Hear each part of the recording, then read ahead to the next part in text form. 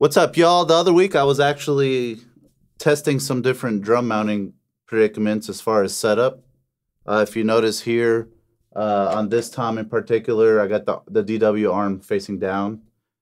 This one's down, this one's up, and I'm doing this so I can show you guys an example of how mounting can affect resonance.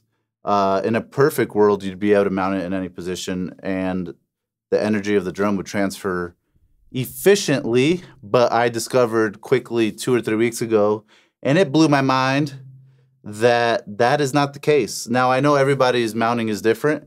So on my AJB kit, it's mounted to the side of the lug housing here on the tom on 2 lugs.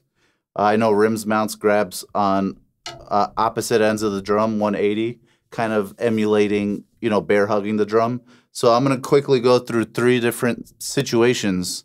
I'll do an audio example of it mounted upward, mounted here downward, and then me bear hugging and compare the resonance. It's not to say that one is literally terrible, but I will say when I expected maximum resonance out of these maple shells and discovered that this DW mounting, just because of, I'm assuming, the law of gravity and the way it transfers through the hardware, it was actually choking the fundamental pitch of the drum. And what's funny, what you're going to notice is when I'm actually giving you the audio example of the upward mount, you'll hear the fundamental pitch choke, die off, but still hear the overtone. So it gives the impression of sustain, but really the full body tone is gone. So real quick, here we go. This is what the upward mount, this is how I used to have it set up, sounded like.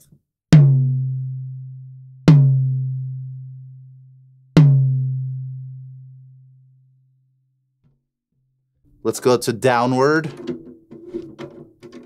mounting. I'm using a dynamic mic, an Audix D2, to close mic this tom. So obviously with a condenser, you'd be able to pick up even more detail on the sustain part of the drum. But here we go. Here's downward mounted.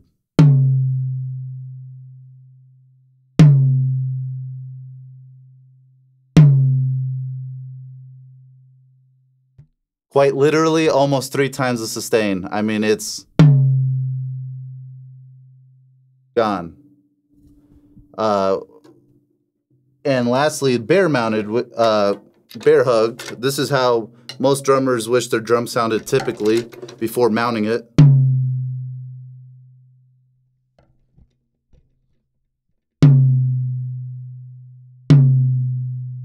As you saw, the first time I hit it, I was actually holding the shell versus the rim when I was bear hugging it, and it pitched it. Check this out. I'm going to hold the shell. It's sustaining, not as much as the downward mount, but when I make sure I only emphasize the rim, notice how the pitch goes down. Not only do you get more sustain, more of a lower pitch, but you get more sustain also. So I thought that was crazy.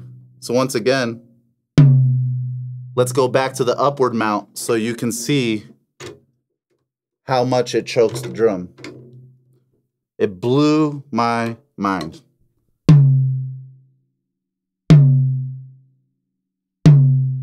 Completely out in less than, not even, maybe a half second. There's not even overtone after that. It's just a thuddy sounding drum with no tone. So just want to make that quick video. So don't be afraid to experiment with your drum positioning and see how the arm is bearing weight on the mount. It's not to say that one is a flaw over the other, but ideally, I assume that the weight that's being put at the bottom of this hardware is normally trying to be absorbed via the hardware piece. But since there's nowhere for it to go on a downward perspective, it decouples it a little more. So I'd love to get people's comments and feedback on that, you drummers out there, because that's kind of freaked me out a little bit, that something so subtle can make such a big impact. But obviously the combination of the way the arm is mounted and the suspension mount that's a part of your drum, it can actually change the resonance of your drum.